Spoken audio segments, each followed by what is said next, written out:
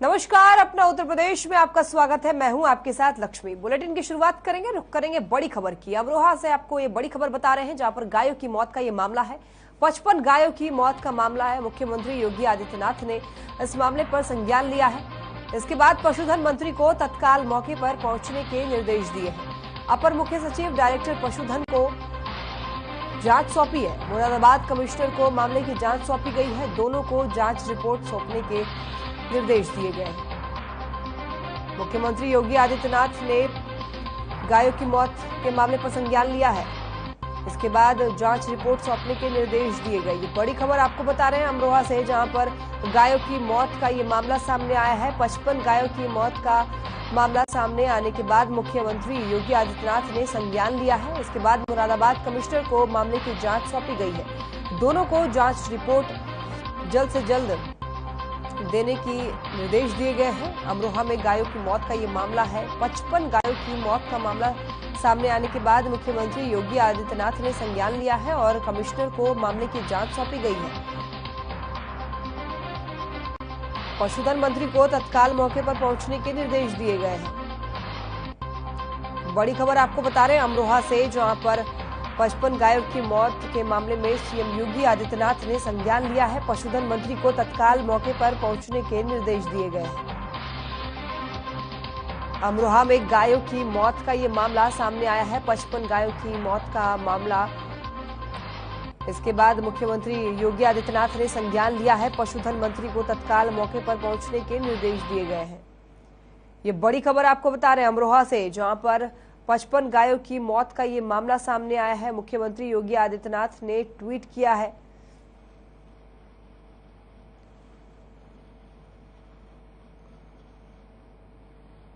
अमरोहा में 25 गायों की मौत का मामला सामने आने के बाद मुख्यमंत्री योगी आदित्यनाथ ने संज्ञान लिया है और ट्वीट किया है, जिसमें पशुधन मंत्री को तत्काल मौके पर पहुंचने के निर्देश दिए गए हैं।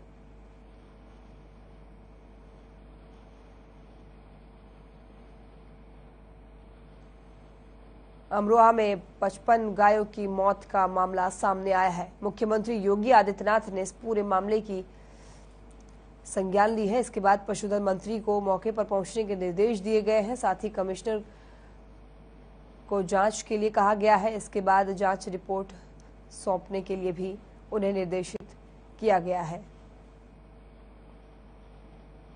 इस मामले को लेकर मुख्यमंत्री योगी आदित्यनाथ ने ट्वीट भी किया है। मुख्यमंत्री ने अपर मुख्य सचिव को भी ट्वीट किया है।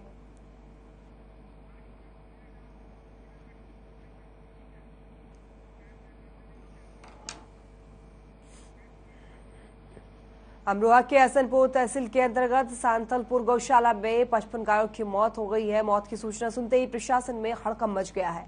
आपको बता दें कि सूचना मिलते ही जिलाधिकारी ने जाकर मामले को देखा और लापरवाही पाए जाने पर सेक्रेटरी को तत्काल सस्पेंड कर दिया। वहीं एक व्यक्ति के खिलाफ एफआईआर भी दर्ज की गई। जिलाधिकारी ने जानकारी देते हुए बताया है कि 55 गायों की मौत हो चुकी है। बाकी गायों का ट्रीटमेंट चल रहा है, जिनके जल्द ही स्वस्थ होने की उम्मीद जताई जा रही है।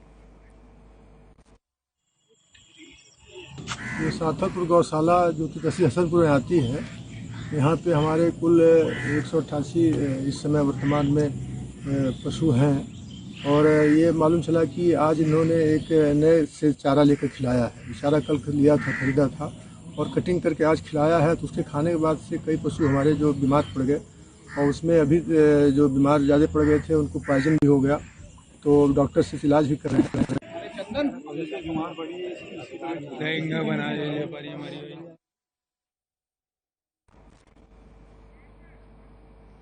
सावन के महीने में संबल के राजघाट में गंगा किनारे बने मंदिर में देव प्रतिमा तोड़ने से क्षेत्र का माहौल बिगड़ते जा रहा है। आपको बता दें, देव प्रतिमा खंडित होने की सूचना मंदिर में आसपास के मोहल्ले के लोग जमा हो गए, ये सुनकर, और मौके पर जमा लोगों का गुस्सा देखकर माहौल बिगड़ता हुआ दिखाई देने लगा। सूचना मिलते ही मौके पर पहुंचे गुन्नौर कोतवाली पुलिस के एसडीएम और सीओ ने गुस्साए लोगों को किसी तरीके से समझाकर मामले को शांत किया। पुलिस ने मंदिर के पुजारी की तहरीर पर अज्ञात लोगों के खिलाफ मुकदमा दर्ज कर लिया। वहीं कोतवाली प्रभारी ने दावा किया है कि जल्द ही आरोपी पकड़े जाएंगे।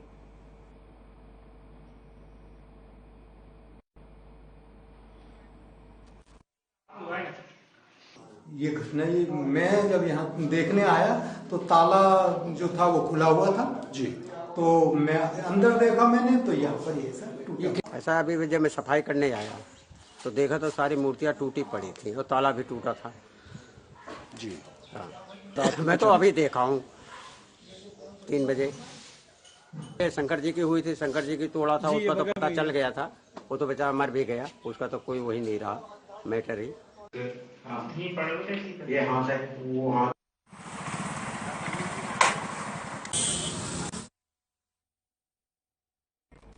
संभल में पुलिस को बड़ी कामयाबी हाथ लगी है। पुलिस ने बबराला के शिव कुमार की हत्या के मामले में खुलासा किया है। पुलिस के मुताबिक मृतक बबराला में साइकिल ठीक करने की दुकान चलाता था। जांच में ये सामने आया है कि ई रिक्शा की मरम्मत करने वाले उसके पड़ोसी दुकानदार ने ही उसकी हत्या करवाई है।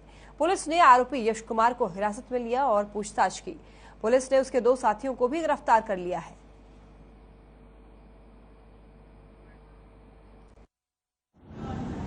थाना धनारी के अंतर्गत 28 जुलाई की रात को एक व्यक्ति जिनका नाम शिव कुमार यादव है, इनकी गला घोंटकर हत्या कर दी गई थी और इनका शव रोड के किनारे एक खाई में पड़ा मिला था। पुलिस के द्वारा उचित धाराओं में अभियोग पंजीकृत करते हुए आज इस अभियोग का खुलासा किया जा रहा है। इसमें 3 अभियुक्त जिनका नाम यश कुमार, सुधाकर शर्मा और रिंकू, ये तीनों बबराला के रहने वाले हैं। इन तीनों को आज गिरफ्तार किया गया है। नोएडा के जिला अस्पताल में लापरवाही के चलते एक मरीज की मौत हो गई। आपको बता दें कि मरीज अपनी पत्नी के साथ इलाज के लिए जिला अस्पताल में एक डॉक्टर के केबिन में गया था, लेकिन वहां से उसको भगा दिया गया। हालत गंभीर होते हुए उसको दूसरे अस्पताल में रेफर किया जाना था, लेकिन जिला अस्पताल ने उसे एम्बुलेंस भी मुहैया नहीं करवाई, जिसकी वजह से अब मरीज की मौत हो गई है। और इस मामले के बाद पीड़ित परिजनों ने नोएडा जिला अस्पताल में हंगामा शुरू किया। परिजनों का आरोप है कि डॉक्टरों की लापरवाही से युवक की मौत हो गई है।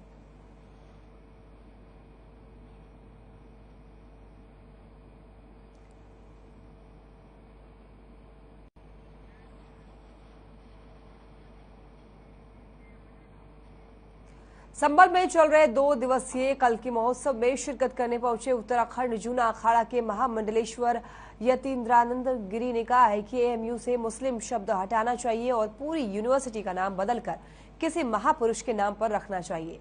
उन्होंने कहा कि विश्वविद्यालय कोई भी हो, उसमें धर्म, संप्रदाय और पंथ नहीं होना चाहिए। विश्वविद्यालय में केवल शिक्षा होनी चाहिए, जिससे कि अच्छे और संस्कारिक छात्र निकल सकें और देश के विकास में अपनी योगदान कर सकें।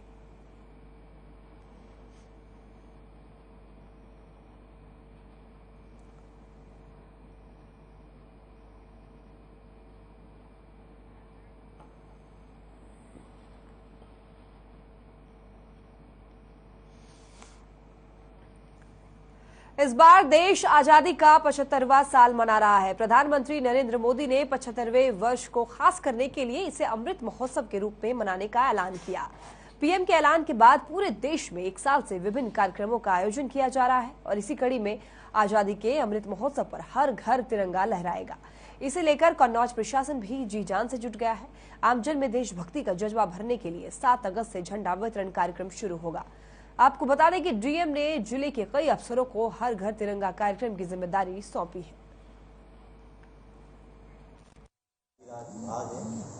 कन्नौज में घर घर तिरंगा का मुख्य जो आयोजन है दिनांक 13 अगस्त, 14 अगस्त और 15 अगस्त को, तो उसकी हम लोग व्यापक स्तर पे इसकी तैयारी कर रहे हैं और सभी घरों पे, व्यावसायिक प्रतिष्ठानों पे, जो भी उद्योग है, सभी जगह राष्ट्रीय ध्वज इन तिथियों में फहराया जाएगा।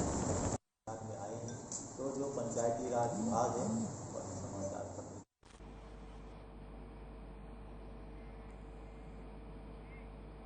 आजमगढ़ में मुख्यमंत्री ने 143 करोड़ की 50 विकास परियोजनाओं का लोकार्पण किया है और क्या कुछ कहा है, आइए आपको दिखाते हैं।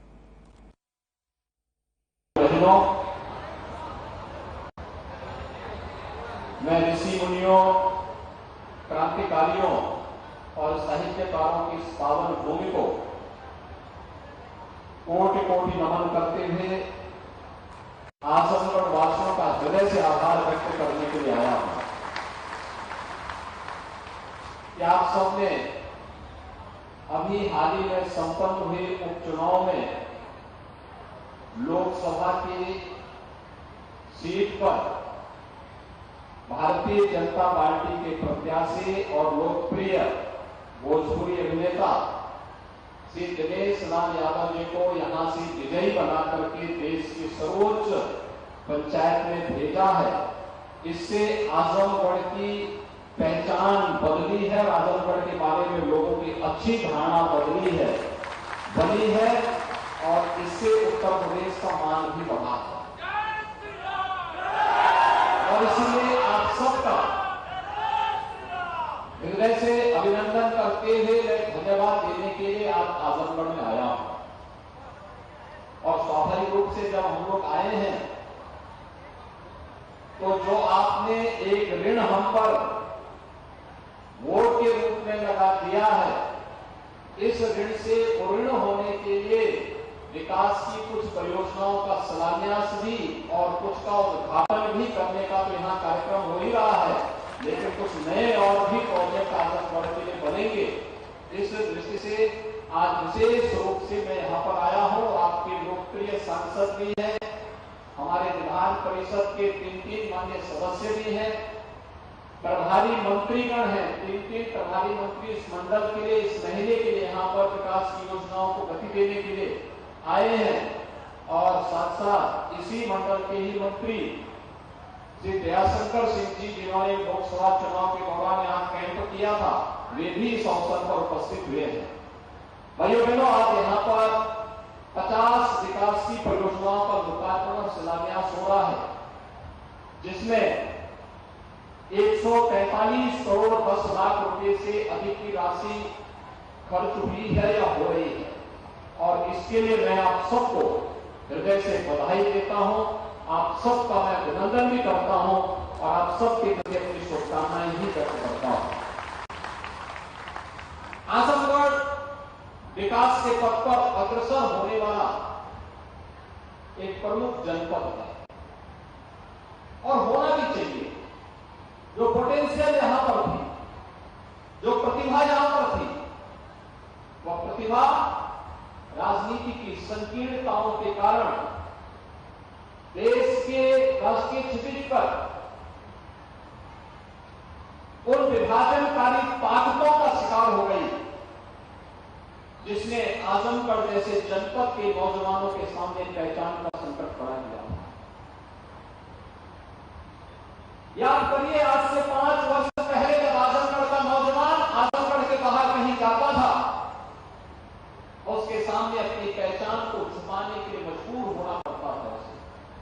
कारण था क्योंकि अगर वह बोलता था कि मैं आजमगढ़ से आया हूं, तो भाइयों बहनों, आजमगढ़ के नाम पर उसे होटल में रूम नहीं मिलता था, धर्मशाला में कोई ठहरने के लिए अनुमति नहीं देता था और कोई अपने मोहल्ले में किराए पर भी नहीं रहने देता था। क्या बीती होगी जो नौजवान इस दौरान आजमगढ़ से बाहर रोजी रोजगार के लिए निकला होगा। लेकिन आपने इस धारणा को बदलने के लिए जो प्रधानमंत्री मोदी जी ने एक भारत श्रेष्ठ भारत के अभियान को आगे बढ़ाने का कार्यक्रम किया, उत्तर प्रदेश के अंदर भारतीय जनता पार्टी की जब सरकार 2017 में बनी, तो सरकार बनने के बाद जो अनेक प्रकार के कार्यक्रम हम लोगों ने प्रदेश के लिए तय किए थे। आजमगढ़ के अंदर भले ही हमारा विधायक न बना हो, भले ही हमारे सांसद न जीते हो, हमने लोकसभा चुनाव में भी आजमगढ़ की भी और लालगंज की भी सीट हम लोग हारे थे, लेकिन हमने आजमगढ़ के विकास को अवरुद्ध नहीं होने दिया। पूर्वांचल एक्सप्रेस वे प्रधानमंत्री मोदी जी ने इसी आजमगढ़ में आकर के जुलाई 2018 में उसका शिलान्यास किया था। आज पूर्वांचल एक्सप्रेस वे ने आजमगढ़ के विकास को एक नई गति दे दी है। अब यहां से लखनऊ जाना हो, भाइयों बहनों, मात्र 2 घंटे में आप लखनऊ पहुंच सकते हैं। आपको दिल्ली जाना हो तो पूर्वांचल एक्सप्रेस वे से लखनऊ, आगरा एक्सप्रेस वे और यमुना एक्सप्रेस वे पकड़ करके मात्र 7 घंटे में आप दिल्ली पहुंच सकते हैं। क्या कोई कल्पना करता था कि ये होगा? आजमगढ़ की जो वर्षों से मांग थी कि आजमगढ़ में एक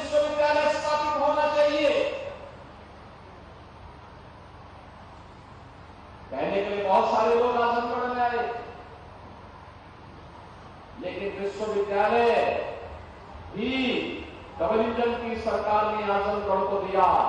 और भाइयों बहनों, आजमगढ़ में महाराज सुहेलदेव के नाम पर विश्वविद्यालय का निर्माण कार्य भी आज युद्ध स्तर पर चल रहा है। आजमगढ़ साहित्यकारों की धरती नहीं है। और जब हम देश के बौद्ध साहित्य के क्षेत्र में, हिंदी साहित्य के क्षेत्र में गहन की बात करते हैं तो यहाँ के ही बहुत जो सुप्रसिद्ध साहित्यकार थे, राधे राघव की जो रचनाएं हैं वह हम सबको एक नई दिशा देती है। और हम लोग उनके नाम पर विश्वविद्यालय में एक नई शोध पीठ को भी बढ़ावा देने का कार्य करने जा रहे हैं। इसलिए मैं आज इसकी सबसे पहले यहां घोषणा करने जा रहा हूं। उनके नाम पर ये बनेगा। यहां के नौजवानों को इस क्षेत्र में कार्य करने का एक अवसर प्राप्त होगा। बौद्ध साहित्य के बारे में, तिब्बती साहित्य के बारे में उनका जो अध्ययन है उसको जानने का अवसर प्राप्त होगा। और आजमगढ़ अपनी एक नई छवि के साथ आगे बढ़ता हुआ दिखाई देगा। अभी आपने देखा होगा मंच पर हम लोगों ने तमाम लाभार्थियों को सम्मानित किया।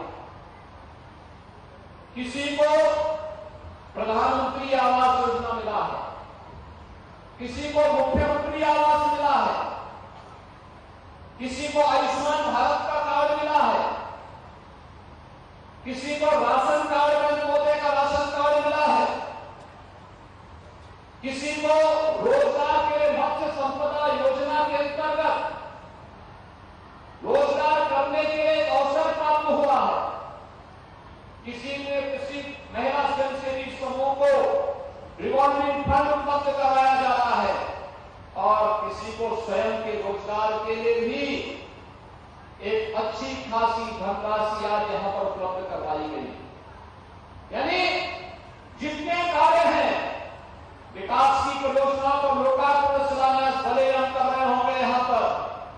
और अभी तो मैं कहूंगा निरोवा जी को भी और अपने तीनों एमएलसी को भी कि यहां के जिला प्रशासन के साथ बैठ करके डिस्ट्रिक्ट लेवल बैंकर्स कमेटी की बैठक को आयोजित करिए। उत्तर प्रदेश के व्यवसायिक शिक्षा और कौशल विकास विभाग के साथ बैठक करिए और एक भारी रोजगार मेले का आयोजन आजमगढ़ के अंदर किया जाए, जिससे यहाँ के नौजवानों को आजमगढ़ के अंदर ही नौकरी की संभावनाओं के लिए नियुक्ति पत्र यहीं से जारी हो सके। मैं कल गोरखपुर में था, गोरखपुर में था, 126 कंपनियां कल गोरखपुर में आई थी और 136 कंपनियां जो गोरखपुर में आई थी उन 136 कंपनियों में इसमें फार्मेसी की भी थी, पैरामेडिकल की भी थी, नर्सिंग की भी थी और अलग अलग उसमें थी। मारुति सुजुकी ने भी वहां पे, रिलायंस जियो ने भी वहां पर अपना कैंप लगाया था। और एक दिन में गोरखपुर के अंदर, अकेले गोरखपुर महानगर में कल 5000 नौजवानों को नियुक्ति पत्र वहां पर देने का काम हुआ है। हम लोगों ने विगत 5 वर्ष के दौरान 5 लाख नौजवानों को सरकारी नौकरी दी। आज सरकारी नौकरी की जब बात होती है तो भाइयों बहनों कोई किसी के साथ भेदभाव नहीं कर सकता। आज हमारे उत्तर प्रदेश के नौजवानों के साथ कोई भेदभाव नहीं कर सकता। नौजवान को उसकी योग्यता के अनुरूप नौकरी देना इस सरकार का कार्य है, सरकार ने किया। जो भी नौजवान आया उसको हम लोगों ने सरकारी नौकरी के साथ जोड़ने का काम किया। उसकी प्रक्रिया है, उस प्रक्रिया के साथ जोड़ा, उसने नौकरी प्राप्त की, उसके साथ कोई भेदभाव नहीं हुआ। 1 करोड़ 61 लाख प्रदेश के नौजवानों को रोजगार की संभावनाओं के साथ जोड़ा। प्रदेश के अंदर कानून व्यवस्था की बेहतर स्थिति ने आज प्रदेश के अंदर रोजगार की संभावनाओं को आगे बढ़ाया। व्यापक पैमाने पर 1 करोड़ 61 लाख नौजवानों को नौकरी मिली। व्यापक पैमाने पर वे नौजवान आज स्वावलंबन के पूर्ण अग्रसर हैं और 60 लाख से अधिक उद्यमी और कारीगर और हस्तशिल्पियों ने स्वतः रोजगार के साथ जोड़ करके इस कार्यक्रम को आगे बढ़ाया। हमने बैंकों से लोन दिलाया, सस्ते दर पर लोन दिलाया, आवश्यकता पड़ी तो सरकार से सब्सिडी भी दी हुई।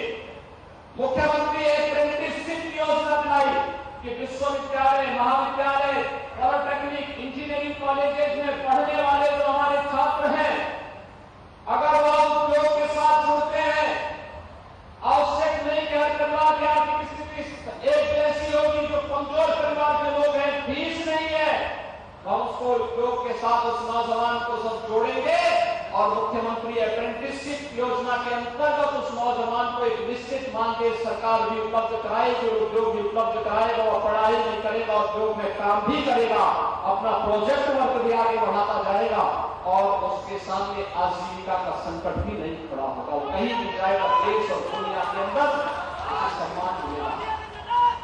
ओडीओपी के लिए भी हम यहां पर कार्य करने जा रहे हैं। वन डिस्ट्रिक्ट वन प्रोडक्ट, आपने देखा होगा, अभी मुझे यहां के जिलाध्यक्ष ने और यहां के सांसद जी ने एक जनपद एक उत्पाद की जो ब्लैक कॉफी है वो मुझे भेंट की, मंत्रियों को भेंट की। यह आजमगढ़ की एक पहचान है, यहाँ के हस्तशिल्पियों, यहाँ के कारीगरों में। आप देखिए विपरीत परिस्थितियों में इस कार्यक्रम को आगे बढ़ाया और मैं यहाँ के जिला प्रशासन से कहूंगा कि इस उद्यम को आगे बढ़ाने की आवश्यकता, अधिक से अधिक लोग इसमें रोजगार के साथ जुड़ सके, इन्हें फ्री में मिट्टी मिल सके। जहां हमें व्यवस्था देनी होगी वहीं कॉमन सर्विस सेंटर के माध्यम से इन्हें तकनीक उपलब्ध कराना, इनके मार्केटिंग की व्यवस्था कराना, इन्हें हर प्रकार की सुविधाओं से युक्त करना और ये सभी कार्यक्रमों के साथ अगर हम इसे जोड़ते हुए दिखाई देंगे तो भाइयों बहनों विकास दूर नहीं होगा और साथ साथ हर नौजवान स्वावलंबन की ओर अग्रसर होगा और नौजवान अगर स्वावलंबन की ओर अग्रसर हो गया तो समाज और राष्ट्र से स्वावलंबी हो जाएगा। हमारी सबसे बड़ी ताकत है हमारा नौजवान और इस नौजवान को हर प्रकार से तकनीक से युक्त करने के लिए सरकार ने तय किया है कि 2 करोड़ स्नातक और प्रास्नातक नौजवानों को हम टैबलेट और स्मार्टफोन की सुविधा से युक्त करेंगे। अब तक हम लोग लगभग 15 लाख नौजवानों को टैबलेट और स्मार्टफोन उपलब्ध करवा चुके हैं। चलिए फिलहाल के लिए अपना उत्तर प्रदेश में बस इतना ही। आप देखते रहे हर खबर। नमस्कार।